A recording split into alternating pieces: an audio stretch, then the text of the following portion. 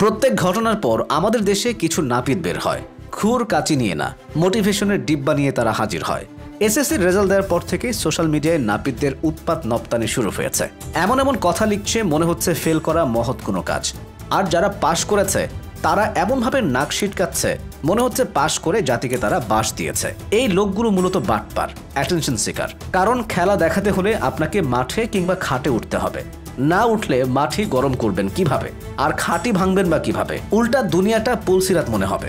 আপনার গার্লফ্রেন্ডের ড্রেনে আরেকজন পানি ঢালবে। যে বন্ধুরে সারা জীবন আবুল বলতেন সে A+ পেয়ে ভবিষ্যতে ভালো জব খুঁজে বুলবুল আহমেদ হয়ে ঘুরে বেড়াবে, আর আপনি কানা মাসুদ হয়ে থেকে যাবেন।